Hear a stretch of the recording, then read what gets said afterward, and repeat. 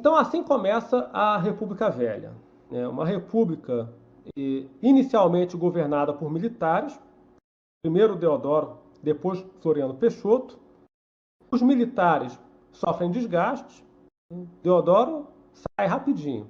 O Floriano demora um pouco mais a sair, mas sai em 1894. E a partir daí, a oligarquia rural entra em cena, assume a direção do aparelho de Estado. Ou seja, os militares voltam para os quartéis, né, e entra em cena a oligarquia, os grandes produtores rurais. Basta notar, basta levar em conta, né, isso é muito significativo que eu vou mencionar aqui. Os primeiros presidentes civis da República Velha, ou seja, aqueles que vieram logo depois do Floriano Peixoto, os primeiros eram de São Paulo, tanto o Prudente de Moraes como o Campos Salles. E aí nós vamos ver a fase do domínio da Bucha.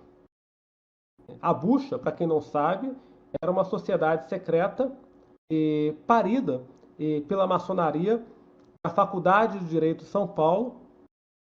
E segundo Carlos Lacerda, isso quem está dizendo não sou eu, quem está dizendo é o Carlos Lacerda, o famoso líder aí da UDN no século XX, filho do maçom Maurício Lacerda. Segundo o Carlos Lacerda, na sua autobiografia intitulada O Depoimento, quase todos os presidentes da República Velha eram da Bucha, essa sociedade secreta surgida no século XIX, na Faculdade de Direito de São Paulo. Parece que a única exceção, ou uma das poucas exceções, segundo o Lacerda, era o Epitácio Pessoa. Parece que só ele que não passou pela Bucha. Os demais passaram pela Bucha ou tiveram alguma relação com ela. Ele chega a dizer isso nas páginas 87 a 89, meus amigos. É impossível escrever a história da Primeira República sem escrever a história da Bucha. Assim como é impossível escrever a história da independência sem escrever a história da maçonaria. Olha só. Então, com a saída, né, a Primeira República teve aquela fase mais turbulenta nos seus primeiros anos, revolta da Armada, Revolução Federalista lá no Sul. E aí os militares saem de cena, entra em cena a oligarquia rural, principalmente paulista, assumindo o comando do aparelho do Estado. E a situação política e financeira do país se estabiliza, de modo que,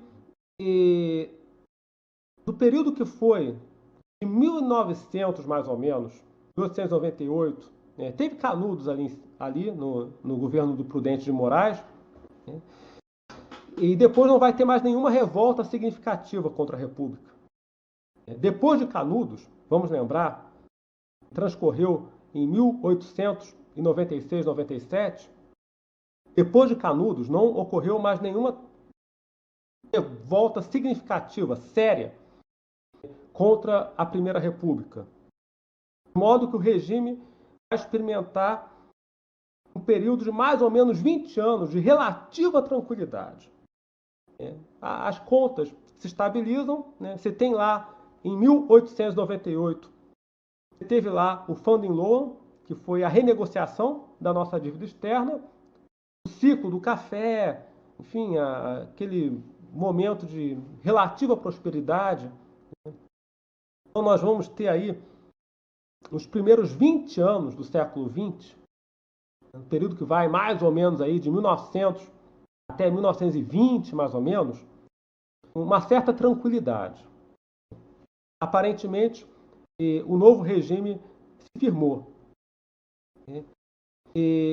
Mas esse regime tinha as suas fissuras, tinha as suas rachaduras. Foi por isso que caiu.